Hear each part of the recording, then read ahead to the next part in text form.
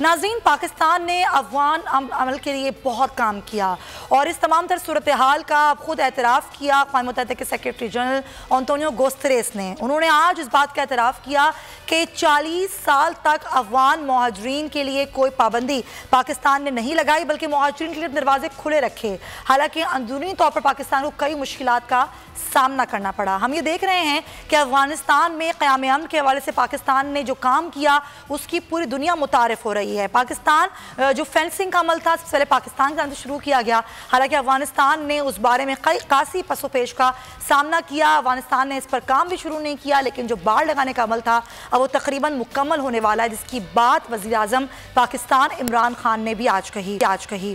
انہوں نے کہا کہ اب جو تمام تر صورتحال ہے افغانستان کی، اس کے لیے پاکستان تو اپنا کردار ادا کر ہی رہا ہے، لیکن جو 27 لاکھ افغان مہاجرین یہاں پر موجود ہیں، جب تک وہ یہاں سے نہیں چلے جاتے انتہا پسندی کو روکنا اتنا آسان نہیں ہوگا، لیکن پھر بھی ہم کوشش کر رہے ہیں۔ تو پاکستان جو کوششیں کر رہا ہے وہ کتنی کافی ہیں اور پاکستان اس کے علاوہ اور کیا کر سکتا ہے؟ ساتھ ہی ساتھ افغان عمل کے حوالے سے جو ایک امریکہ کا معاہدہ تھا، اس پر بھی جو چیف ایگزیکٹو ہیں افغانستان کے عبداللہ انہوں نے بھی یہ دعویٰ کیا ہے کہ وہ معاہدہ اب ہو چکا ہے۔ اس تمام صورتحال میں ہم بات کریں گے، ایک بار پھر پروگرام کی جانب آتے ہیں، اور جس طرح میں آپ کو بتا رہی تھی کہ افغان عمل جو کہ رک گیا تھا اور اب اس عمل کو بڑھانے کے لیے پاکستان کا کیا کردار ہو، پاکستان جو کچھ کر رہا ہے اس سے بڑھ کے پاکستان کیا کر سکتا ہے، اس پر آج بات کریں گے۔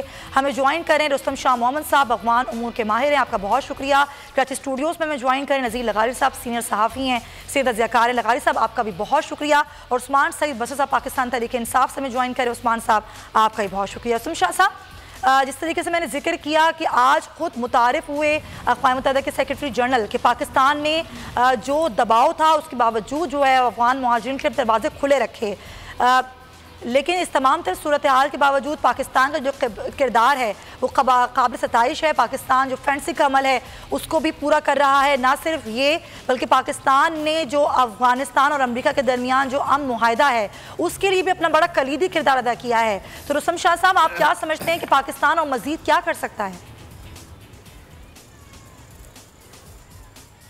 دیکھیے، پاکستان جو کچھ کرنا تھا طالبان اور امریکہ کی بات چیت کے حوالے سے وہ تو پاکستان کر رہا ہے، اور وہ بات چیت اب کلمنیٹ ہو رہی ہے ایک معاہدے کی شکل میں، جو کہ خیال کیا جاتا ہے کہ 29 فروری کو وہ معاہدہ ہو جائے گا، اور اس کے بعد راہ ہموار ہو جائے گی طالبان اور جو دوسرے فیکشنز ہیں ان کے درمیان جو بات چیت ہوگی وہی اصلی چیلنج ہے۔ اصلی مسئلہ وہاں پیش آئے گا، کیونکہ طالبان کو کیسے مین اسٹریم کیا جائے، افغان حکومت کو رہنے دیا، افغان حکومت کوئی انٹرم گورنمنٹ کے لیے راستہ دے، تو یہ باتیں کچھ پیچیدہ بھی ہیں، مشکل بھی ہیں۔ بعد تو وہاں یہ معلوم ہو سکے گا کہ آیا ہم کچھ ریکنسیلیشن کی طرف بڑھ رہے ہیں کہ نہیں، لیکن یہ معاہدہ ایک سٹیپنگ سٹون ہے، یہ ایک پہلا قدم ہے۔ اگر یہ معاہدہ نہ ہوتا تو شاید ہم انٹرا افغان ڈائلاگ کی طرف بھی نہ بڑھتے، لہٰذا یہ ایک بہت اچھا بریک تھرو ہے اگر یہ ہو جائے۔ لیکن جیسے میں نے عرض کیا، جو اصلی مسئلہ ہے، جو اصلی چیلنجز ہیں، جو اصلی مسائل ہیں، ان کو ہم اس کے بعد کنفرنٹ کریں گے۔ آپ نے خود کہا یہ بہت پیچیدہ معاملہ ہے، بات اسی پر کی جا رہی ہے کہ معاہدہ ہوگا کیسے۔ یہ معاہدہ کیا اس طرح کا ہوگا کہ ساری جو نیٹو افواج ہیں وہ باہر نکل جائیں گی اور یہاں پر کوئی بھی افواج امریکہ اپنی نہیں چھوڑے گا، یا پھر یہ معاہدہ ایسا ہوگا کہ ایک نگرانی رکھی جائے گی؟ کیونکہ اس معاہدے کے حوالے سے بھی بہت کنفیوژن ہے رستم شاہ صاحب۔ دیکھیے، امریکی فوج ویسے نہیں نکلے گی، وہ تو 18 مہینے میں نکلے گی، وہ تو آہستہ آہستہ نکلنا شروع ہو جائے گی۔ وہ مسئلہ اس قدر مشکل نہیں ہے۔ مسئلہ یہ ہے کہ آیا اشرف غنی کی حکومت رہے گی یا نہیں رہے گی، کیونکہ وہ کہتے ہیں کہ ایک دستور پارلیمنٹ بھی ہے، کانسٹیٹیوشن بھی ہے، الیکشن بھی ہوئی ہیں، تو اس حکومت کو کیسے بے دخل کیا جائے؟ طالبان اس کو ماننے کے لیے تیار نہیں ہیں۔ طالبان یہ کہتے ہیں کہ ان کو امریکہ نے 2001 میں جبر کر کے وہاں سے نکالا تھا، ان کی ایک جائز حکومت تھی، ان کو نکالا گیا تھا، اب ان کی حکومت کو ریسٹور کیا جائے۔ آیا یہ اشرف غنی کی حکومت یہ بات مان لے گی، یا جو باقی فیکشن ہے یہ بات مان لیں گے وہ؟ اس لیے انٹرا افغان ڈائلاگ جو ہے اس میں اس بات کا فیصلہ ہوگا۔ طالبان ان کو کنونس کرنے کی کوشش کریں گے کہ ہم ایک ملٹی ایتھنک براڈ بیس حکومت بنانے جا رہے ہیں جس میں آپ سب لوگ شامل ہوں گے. ہو سکتا ہے کہ وہ حکومت انٹرم گورنمنٹ ہو, 1-2 سال کے لیے ہو, اور اس کی کچھ اسپیسیفک رسپانسبلٹیز ہوں, اور اس کے بعد کوئی الیکشن وغیرہ ہو. لیکن یہ باتیں اس وقت قیاس آرائیاں ہیں, کیونکہ اس پہ کوئی ڈیفینیٹیو کوئی ویو موجود نہیں ہے. طالبان یہ بھی کہتے ہیں کہ الیکشن کی کوئی ضرورت نہیں ہے, ایک انٹرم گورنمنٹ بنائی جائے اور وہ اپنا راستہ خود متعین کرے, کانسٹیٹیوشن میں لوہے جرگہ بلا کے ترمیم کی جائے. تو یہ باتیں ابھی ہو رہی ہیں, وہ مشکل مسائل ہیں.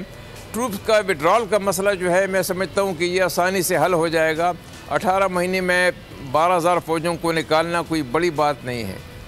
ٹھیک ہے, پوائنٹ ٹیکن. لغاری صاحب ابھی جو بات رستم شاہ صاحب نے بھی کی اور یہی بات بار بار کی جا رہی ہے, ظاہر ایک طویل جنگ تھی جس کا زیادہ نقصان خود افغانستان کو ہوا ہے, لیکن اب یہ جب معاہدہ ہو جائے گا تو کیا صرف ٹرمپ اپنا یہ وعدہ پورا کریں گے کہ جب دوبارہ صدارتی انتخاب لڑیں تو وہ یہ وعدہ پورا کر لیں کہ جی ہم نے اپنی فوج کو وہاں سے نکال لیا, یا پھر اس سے کوئی اور فائدہ بھی اٹھا سکتا ہے امریکہ؟ دیکھیں, امریکہ کا سر دست تو یہ فائدہ ہے, بہت شارٹ سائٹڈنس ہے. اگر یہ صرف یہ سوچا ہے کہ وہ الیکشن میں جا رہے ہیں اور ڈونالڈ ٹرمپ اپنی انتخابی فتح کے لیے اس طرح کا کام کر رہے ہیں اور وہ جلد افغان معاملے کو طے کرنا چاہتے ہیں, تو افغانستان کے مسئلے کے پائیدار حل کے لیے جو کارروائی ہونی چاہیے تھی 90s کے فرسٹ دور میں جب یہاں سے اقتدار ختم ہوا تھا ڈاکٹر نجیب اللہ کا, اس سے پہلے بھی جو کوششیں ہونی چاہیے تھیں کہ ایک پائیدار حکومت اس کے بعد وجود میں آئے, تو وہ نہیں ہو سکی تھی.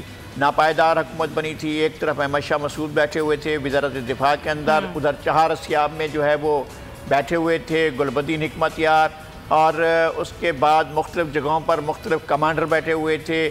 ایک کمانڈر لوگر میں بیٹھا ہوا تھا, ایک کمانڈر ریشخور میں بیٹھا ہوا تھا, ایک کمانڈر سروبی میں بیٹھا ہوا تھا, کچھ کمانڈر کہیں اور بیٹھے ہوئے تھے, عبدالرب رسول سیاف کہیں اور بیٹھے ہوئے تھے.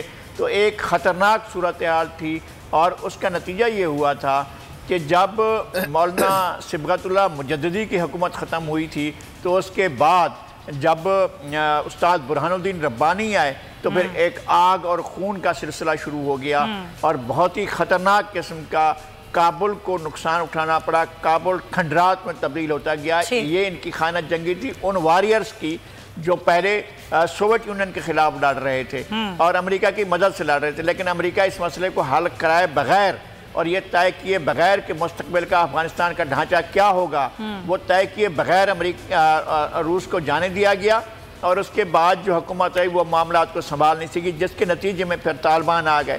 اب طالبان کو جس طرح سے نکالا گیا, بون کانفرنس میں فیصلہ کیا گیا, اور اس کے بعد انہوں نے ایک حکومت بنائی جو حامد کرزئی صاحب کی حکومت تھی. اس کی لیجیٹیمیسی کے لیے ساتھ لائے ظاہر شاہ کو, ان کو یونان سے اٹھا کر وہاں صدارتی محل میں رکھا گیا, اور یہ تاثر دیا جائے کہ جی لیجیٹیمیٹ ہے چونکہ شاہ یہاں پر موجود ہے, اور اس کے ہوتے ہوئے ایک اور شخص صدر بنے ہوئے. تو ان تمام صورتحال میں اب ہم دیکھتے ہیں کہ اگر موجودہ صورتحال میں اگر وہی ریپیٹیشن ہوتی ہے, اگر ویسے ہی حالات ہوتے ہیں اور ایک پائیدار امن کے بغیر, تو سب کے پاس ہتھیار بھی ہیں, سب کے پاس اسلحہ بھی ہے, اور سب کے پاس سارا کچھ موجود ہے. اگر دوبارہ جنگ چھڑتی ہے, اس جنگ کے نتیجے میں آگ افغانستان میں لگتی ہے مگر جھلستے ہم ہیں, تباہی ہمارے یہاں آتی ہے, بربادی ہمارے یہاں ہوتی ہے, اور یہ ساری صورتحال سے متاثر ہم ہوتے ہیں. اب دیکھنا یہ ہے کہ کیا وہاں اسٹیبل کوئی ایسی وسیع البنیاد حکومت بن سکتی ہے جو افغانستان میں ایک پائیدار امن قائم کرے, یا نہیں بن سکتی. اگر نہیں بن سکتی ہے تو پھر صورتحال تبدیل نہیں ہوگی. ٹھیک ہے, پھر صورتحال تبدیل نہیں ہوگی. پوائنٹ لیکن عثمان صاحب, جو امریکی نمائندے خصوصی زلمے خلیل زاد ہیں, وہ یہ کہتا ہے کہ امریکہ کو اپنی فوج نکالنے کے لیے کسی کی ضرورت نہیں ہے افغانستان سے. اگر یہ جملہ وہ کہہ رہے ہیں اور جو پاکستان کی کوششیں ہیں, تو پھر اس افغان امن عمل میں پاکستان کہاں کھڑا ہے؟ بسم اللہ الرحمن الرحیم. نہیں, عثمان صاحب سے میں آتی ہوں. عثمان شاہ صاحب کی بات. زلمے خلیل زاد نے جو کہا ہے, جی عثمان صاحب. جی سمیہ, دیکھیں زلمے خلیل زاد نے جو کہا ہے, یہ بات جو ابھی آپ نے بھی کہی, ہمارے پاس ابھی افغان امور کے ماہر ہیں بڑے, رستم شاہ صاحب بیٹھے ہوئے ہیں, बड़े ज़बरदस्त हमारे सहाफ़ी हैं, बड़े सीनियर नज़ीर लगारी साहब बैठे हुए हैं। आप इनसे भी पूछ लीजिए कि क्या ये जो हमारे एक जियो स्ट्रेटेजिक पोजीशन है पाकिस्तान की और जो अमेरिका की वहाँ पे इन्वॉल्वमेंट है और जहाँ पर वो फंस चुके हैं, ये तो रैशनल बन ही नहीं सकता कि वो कहते हैं हमें किसी की ज़रूरत नहीं है। ये तो इस बात को तो उनकी एक सियासी जोक के अलावा तो कुछ नहीं कहा जा सकता। एक दीवाने की बढ़ तो है। देखिए, अफ़गानिस्तान से फ़ौज निकालने के लिए तो ज़ाहिर बात है उनको अपनी लॉजिस्टिक ही चाहिए, लेकिन फ़ौज निकालना एक पूरे प्रोसेस का नाम है, ये एक फिनोमिनन का नाम है। दिस इज़ नॉट जस्ट कि आप आए, जहाज़ आएंगे, गाड़ियाँ आएंगी और फ़ौज बैठ के चली जाएगी। वो जो यहाँ पे स्ट्रेटेजिक इंटरेस्ट हैं जिसको वो परसू कर रहे हैं, अफगानिस्तान के अंदर तो कोई जंग है ही नहीं सिरे से, ये तो स्ट्रेटेजिक इंटरेस्ट की जंग है जिसको परसू कर रहे हैं। यहाँ से जब वो फ़ौज को निकालेंगे, सबसे बड़ा जो यहाँ पे स्ट्रेटेजिक इसका इफेक्ट है, ये जो इसका बेनिफिशरी है, जो इसका पिलर है, वो पाकिस्तान है। उसके बाद रीजन के अंदर बहुत सी इसके प्लेयर्स हैं। तो ये उनका कहना ज़ल्मे खलीलजाद का कि हमें किसी की ज़रूरत नहीं है, ये दीवाने की बढ़ से ज़्यादा नहीं है। और क्योंकि आप जो रुस्तम भाई ने जिसकी तरफ इशारा किया और नज़ीर भाई ने भी, कि जो इलेक्शन होने जा रहे हैं जो डोनाल्ड ट्रंप साहब के वहाँ बैक इन द अमेरिका, तो ये सारी एक उसके लिए एक पॉलिटिकल नैरेटिव को बिल्ड करने की कोशिश कर रहे हैं, लेकिन वो सही तरह से इसको गिरफ्त नहीं कर पा रहे हैं। इनकी सारी बातों को आप उस पर्सपेक्टिव में देखिए। कभी ये कहते हैं यहाँ पे हम स्टे करेंगे, लेकिन जहाँ वहाँ पब्लिक का प्रेशर आता है कि नहीं वापस निकालो, फिर ये एक पॉलिटिकल स्लोगन के तौर पे कहते हैं वापस ले आएंगे। फिर जब इनको वहाँ पे लोग कहते हैं बैक इन अमेरिका कि आप तो इतनी बड़ी सुपर पावर हैं, तो आपको क्या जरूरत है डिपेंडेंसी की, फिर ये ज़ुल्म खलीलजाद इस तरह के बयान देते हैं। अगर उनको जरूरत नहीं है तो वो इस रीजन के अंदर पड़ाव डाल के सब्सक्राइब करें और बेल दबाएं ताकि कोई खबर रह न जाए।